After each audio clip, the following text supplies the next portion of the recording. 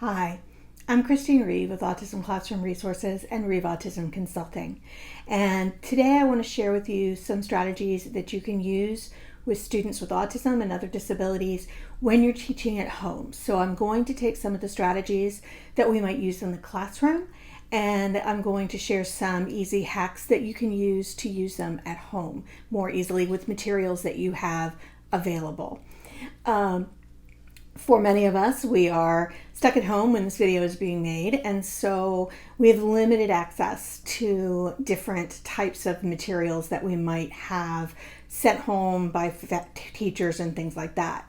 So this may be a video that teachers can share with families to show them how to use a strategy, or it may be useful for families at home who are working on home instruction.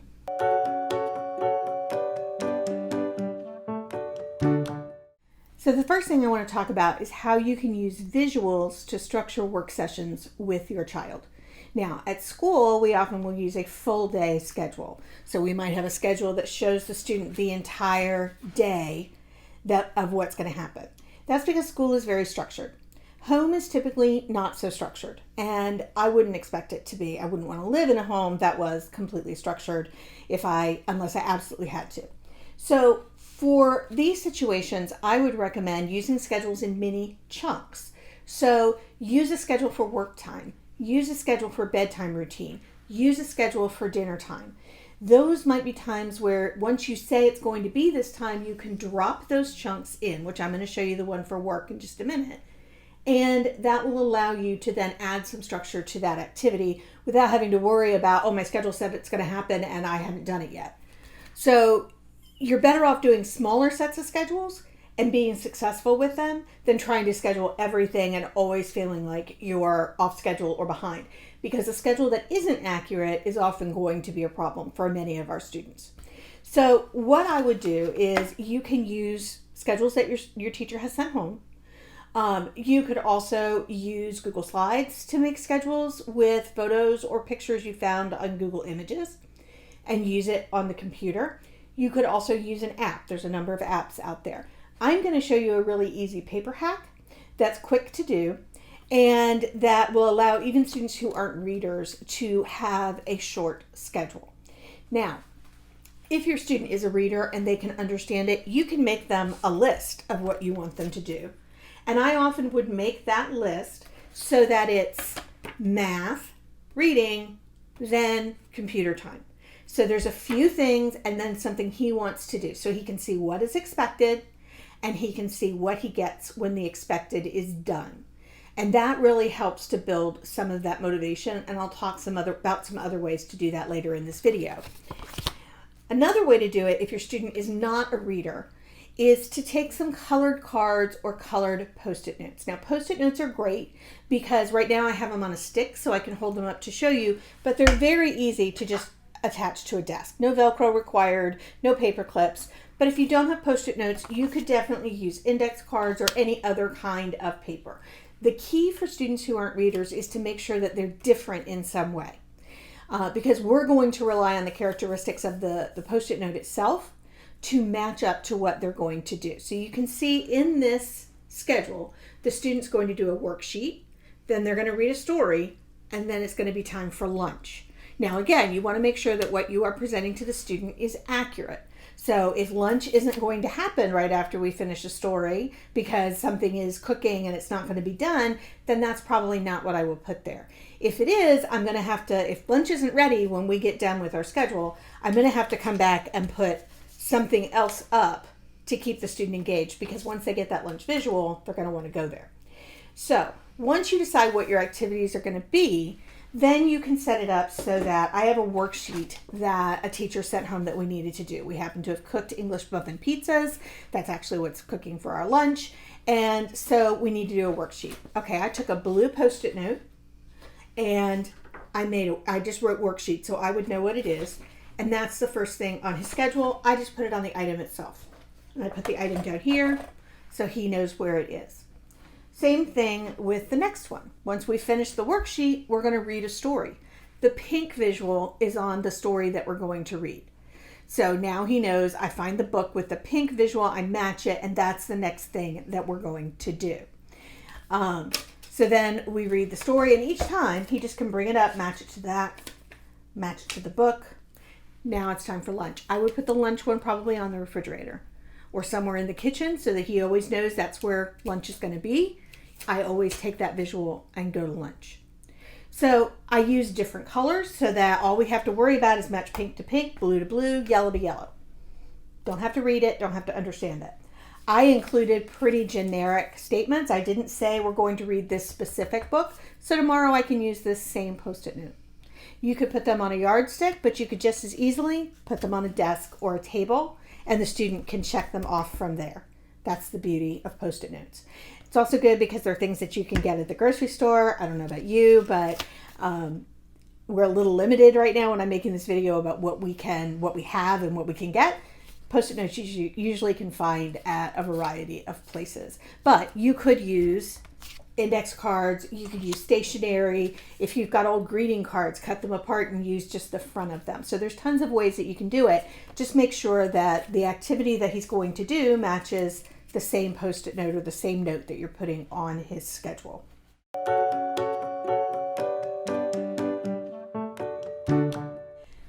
So what if your student needs a little bit more structure? Maybe he would just rip those papers off, those Post-its off, and that would be the end of that. There's another way that you can structure his work time so that he can see what the expectations are. And that is to use shoe boxes, bins. You can use plastic shoe boxes. I kind of hoard them, so I have them at home. Or you can use regular shoe boxes. You can really use any kind of container that you have at home that's big enough to hold what you want it to do. These also work very well if you're working on tasks that have quite a few pieces. So if you wanted to put together a puzzle or something like that. So here I've got, he has to sort the coins. We have to go on a scavenger hunt. And then, I don't know if you can see these, but he gets his headphones for his iPhone and he can listen to music. So I might put Post-it notes so that he can follow a schedule, or I might just decide that just the baskets itself will do for now. And so he's going to sort the coins, and in this bin I have 3 bins and 3 kinds of coins that he needs to sort. I have quarters, pennies, and dimes. I don't have nickels in here because I only had 3 small bins. I just didn't have any more small bins. So today we're just going to sort by 3 different kinds of coins. If I had 4 bins, we could sort by 4. I've got them in the bottom, and all he has to do is just one task. Put the penny in, and I might put a model in there if I wanted to.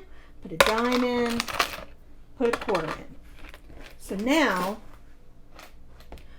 he just takes all those pennies, all those coins, and puts them in. And then he can put this either to the side in an area that you've designated where the finished is.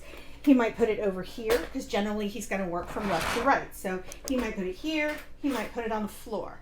But there's usually a place that he's going to put it that's finished. And then he's going to do the next basket. The next basket is a scavenger hunt. And I'll talk about them a little bit more in a later part of the video, but we're basically just going to go find these 6 things on our scavenger hunt, and then we're going to talk about them. And then once we've done that, and that goes in the finished area, then he gets his headphones. So it's just a way of showing him this is what's expected of you, and this is what you get when you finish it. Kind of like at the end of the day, when I get all my work done, I get to go sit out on my porch and watch my dog play. That's my reinforcer. So whatever he might enjoy doing becomes the thing that makes him get through these tasks. This system is a teach system. It is what's called a structured work system, and it's really just designed to give the student structure to what the expectations are.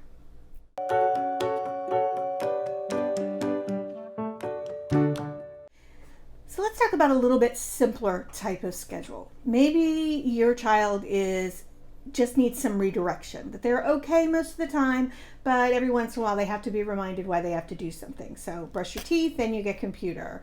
It's kind of the eat your vegetables, then you get dessert kind of situation. And so to do that, a lot of times we use a first then schedule. First then simply means first you do this, then you do this. It's based on the behavioral principle of Premack principle. And we might use it just because we have some students that really can only handle 2 things at a time. So giving them 3 or 4 things to do is too much. They just need to do one thing and then get something they want. Then they need to do one thing and get the thing that they want. And your teacher, if she is doing distance learning, can help you problem solve whether that's your child or not. But teachers, you may find that your students need it a little bit more broken down for them when they're at home because they're not used to doing schoolwork at home. So at that point, we might go to a first then. We also use a first then to redirect students. So when we see that they're kind of getting off task, we might have to remind them, first we're having story time, then it's time for snack.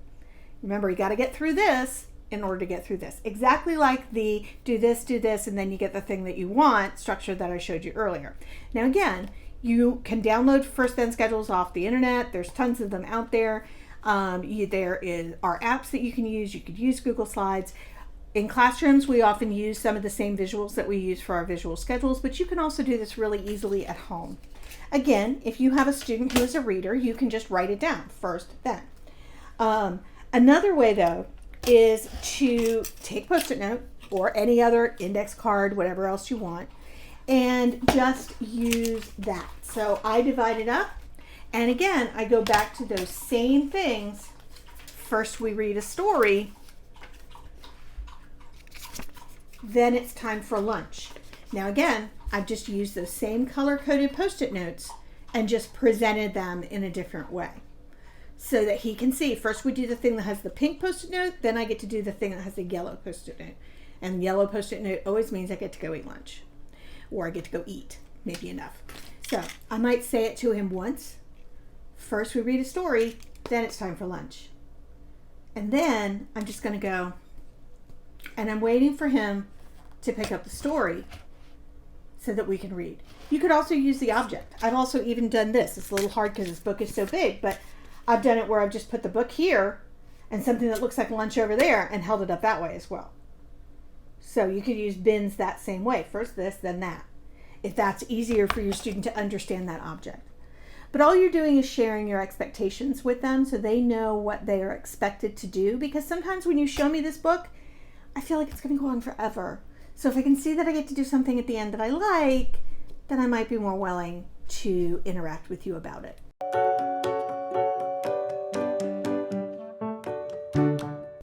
Another strategy that we often use in the classroom is something that we call a token system or a working for board. And you can use it in a lot of different ways. We use it sometimes when we're working with students to, again, show them every time they get a right answer, they get a token, and when they get all of the tokens filled in, they get a reinforcer. Now this is a fancy dancy one that you can print off the internet that I've laminated and Velcro. So this student has to do 5 correct answers and then they get to play basketball. You can modify that without the lamination, and in this case he has to get 10 right answers and he gets popcorn. I can change this out, and I'm just using pennies. If you don't have Velcro, don't have a printer, not a problem. Guess what? You can use them with Post-it notes. You can do a lot with Post-it notes. So this is just a working for board that I've drawn. And so I have just put 10 boxes in. We're working for snack. I might use one of my colored visuals, my colored Post-it notes to put it on there. You don't have to do it on a Post-it note. You could do it on an index card. You could do it on a pad of paper. It doesn't really matter. And every time he gets a right answer, he gets a star or a check. And when he gets 10 of those, then he gets the thing that he was working for. Now, the key to a good working for board, and the key to most token systems, is that you want to make sure that your student is clear on what it is he's getting these for. So we want to make sure that we're not just giving them because he sat here a certain amount of time. If you're trying to get him to answer correctly, he gets them for correct answers. If he doesn't get an answer correct, he doesn't get a star. But for some students, it might just be participation. So if he stays at the table for 3 minutes, star. He stayed at the table for 3 minutes, star. He stayed at the table for 3 minutes, star. So figure out what you are going to give those stars for, and that's going to help him know what to do to get to that reinforcer faster. What does he work for? Anything that he likes. If you know that there are things that he particularly enjoys, he likes to play basketball, he likes popcorn, he likes to go play on his computer, whatever those things are, you can choose to which ones you're going to use. You might also give him a choice. Would you rather work for popcorn or basketball? And he can choose which ones he's going to work for. And then when he finishes this one, just tear off the page and do another one. So very simple, easy reinforcement. Just make sure that you're clear on what you're reinforcing, what you're giving the tokens for, and that they're adding up to something that is very powerful in that the child likes, that he's going to work for.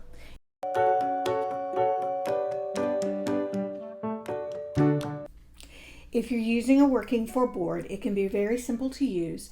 All you're going to do, in this case, I want to know, does he know quarter, dime, nickel, and penny? So I'm going to present them. What's that? He says quarter. I say yes, and I give him a star.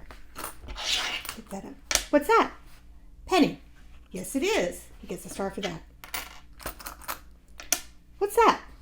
A dime. Yes, it is. Nice work.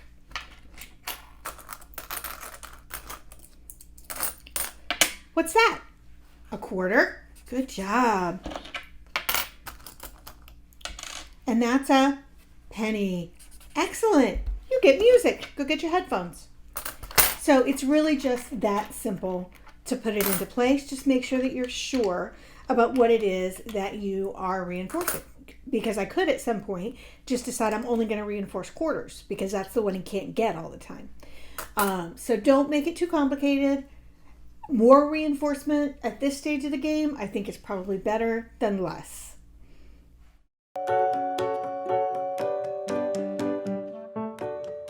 Many of our children on the spectrum or with similar disabilities have a hard time with the idea of doing schoolwork at home. So when we make it the worksheet kind of work, it's hard for them to do.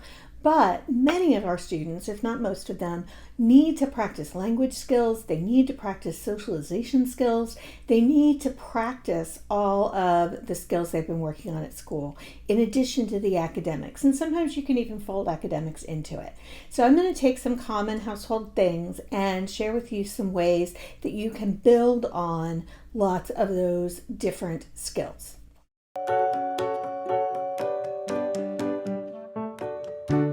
Okay, the first way that I want to talk about is to do a scavenger hunt.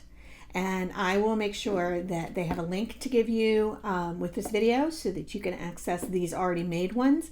But really, they're all designed, there's 10 of them, and they're all designed for you to be able to use things that students will find in their houses. So in this case, it's a kitchen one.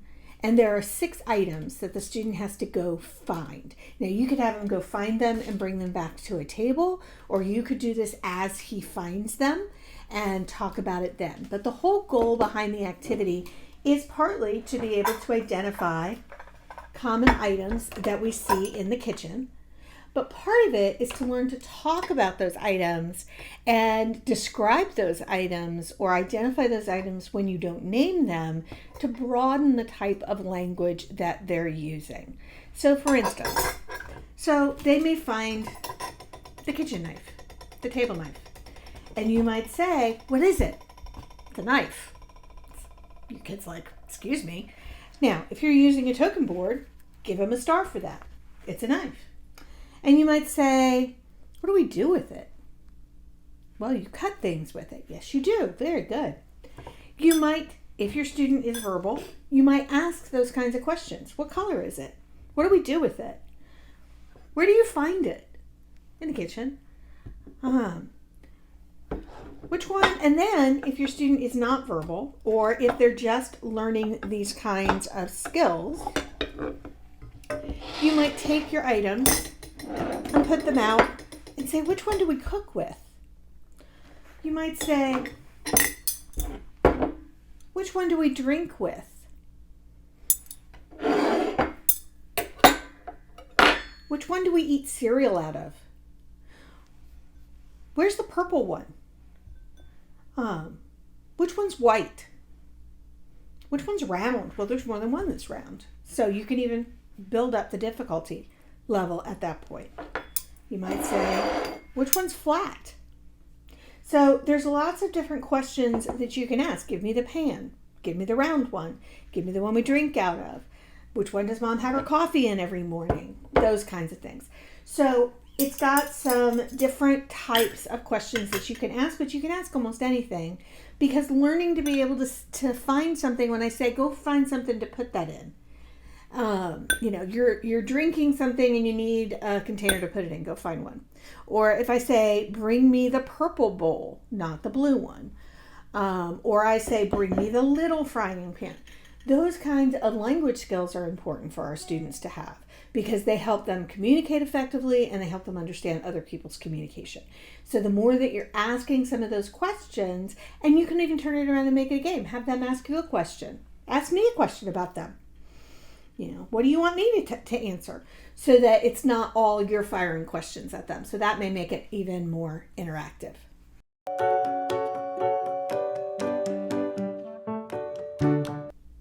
Another thing that you can do is you can teach your student functional skills around the house. Learning to fold the laundry, learning to set the table. And so one thing that you might do in order to encourage those kinds of skills is do it with them and show them how to do it. So, come on, let's fold the washcloths. Watch. And then they have one and they do it. And you might reach over and physically help them, but by giving them that model, that's a really good way. Now, if you're not always going to be there to give them that model, you could also make a quick video of it and then let them watch it and do it on their own. So you can do that with hanging up clothes. You could do it with washing the dishes, putting the dishes in the dishwasher.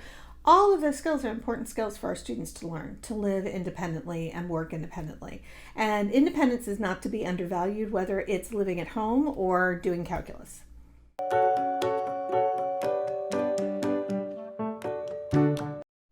Another fun way to work on language skills is to do a game called Magical Mystery Bag. That's what I call it. And basically, I take a pillowcase and I just find a bunch of common objects that I'm going to put into it. But I'm going to put a card and some dice in there. I've got a pad of paper, a block, a bus, a giant clothespin, a pencil, a pen, and the two things I just put in there. And so we mix it all up. And they have to reach in their hand and pull it out, pull something out. Oh, what color is that? Purple. Good job. Find something else. What is that? Oh, it's a bus. Right, it's a bus. Tell me one thing about it. And they could tell you it's yellow or it has wheels. You could say, does it have wheels? If you work in yes/no questions. You could say, is it big? Is it as big as a school bus? No. Does it have anybody inside? No. So there's lots of questions you can ask about that. But it just gives them the opportunity to kind of pull things out for fun. What do we do with that? Oh, we write with it. It's a pencil. What color is it? What's this thing called? So again, you're just talking about objects. And if your child doesn't know it, just model it for them. That's an eraser. And then you might throw it back in the bag and ask again later. So there's lots of ways that you can take common everyday objects and turn them into a game where your students are working on language, but you've made it kind of fun. It's the Magical Mystery Bag. What are you going to pull out next? Oh, it's good stuff. What's in here? What color is this? What is it? What do we use it for? Well, it's purple. It's a pen, and we use it to write with. So there's lots of different ways. It's just a way of shaking it up a little bit.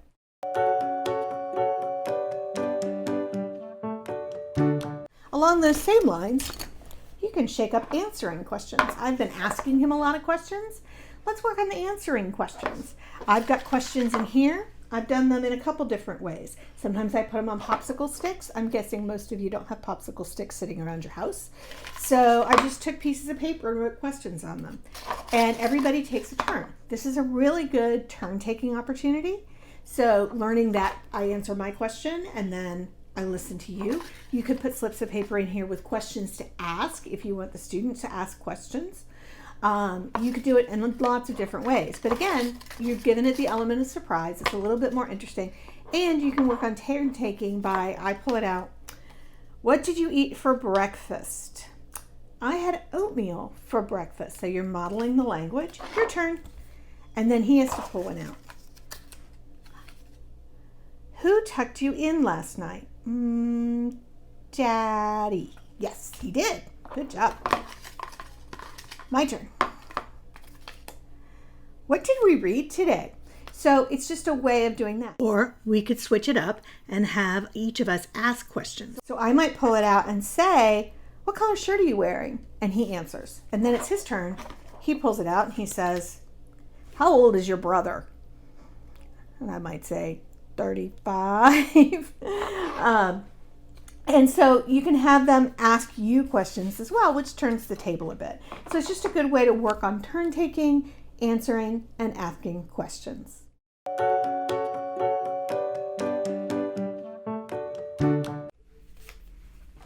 Now, let's say that you want to teach counting, number skills, those kinds of things to your student, but you want to fold it into some socialization activities, some communication activities. A good way to do that is to get a deck of cards. So if you have a deck of cards, there's a ton of things you can do with them. For some of these things, you might need a full deck of cards. For others, you can use that incomplete deck that's been sitting in that drawer forever. I have a lot of those. One way to work on counting is to have him deal them out. 3, 4. Now, you could also, if you're working on division, have him count them. 1, 2, 3, 4, 5, 6, 7, 8.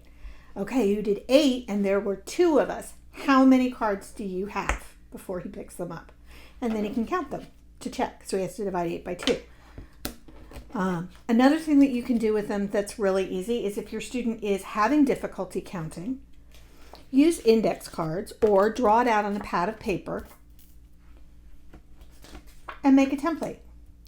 So now, when he needs to count out 4 cards for the other person, 1, 2, 3, 4. That way, you make sure that everybody gets the right number of cards and he learns to count. And then gradually you can take that template away. So that allows him to be successful with it. Index cards will work. I wouldn't use the same cards because I think that gets confusing. But you could also draw rectangles on a blank piece of paper. Another thing that you can do with a deck of cards, it's just really simple, is you can use them as flashcards. What number? Good job. What number? 2. Good job.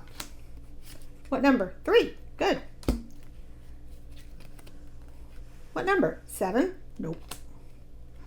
So you can just use them that way. Pick out the ones that you want to work on. If your student isn't working on all of them, take out the face cards. Another thing you can do is you can have them sort the cards. One of the things my mother used to do when we were really bored in the summer as kids was to sort all the cards to make sure we had all the cards. But they could sort by diamonds. They could sort by numbers. They could sort by suits. So they can sort by different things. Just tell them what you want them to do. And if they need something to remind them, give them a card that says diamonds, hearts. And that way, when they're sorting, they have a cue of where they go. Or just use our card itself. The nice thing about this is I've taken the numbers out. So I've taken any confusing part of it out. But that makes it easier for them to do it without you having to tell them every single answer, because the independence of it is extremely important as well as the learning.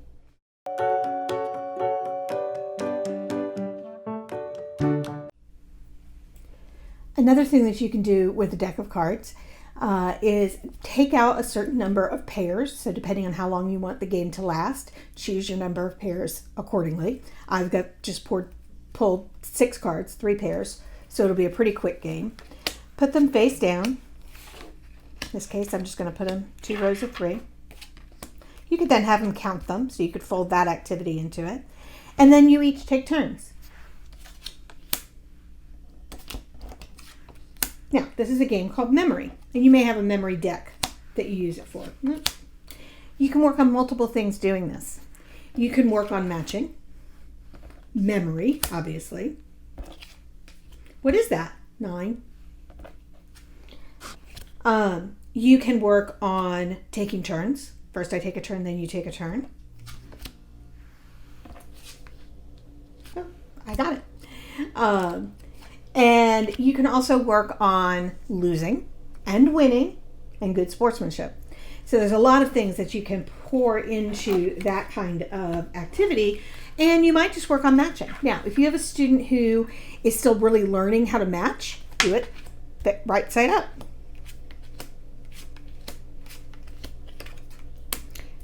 Find the ones that match. So you might go, well, they sort of match, but you want to find the numbers that match. So you put them back. It's my turn. This one and this one are both 9s. Your turn. And so you can play it that way as well. I hope that you found this helpful. I hope it gave you some ways to build up different ways to keep your child engaged in instruction. It's really hard when every day kind of runs into each other to then try to fold schoolwork into a home routine. So hopefully these things have given you some ideas of how to do that in a natural way that makes the most of the time that you have together to work on language skills, communication skills, and even some academic skills. Thank you so much for watching.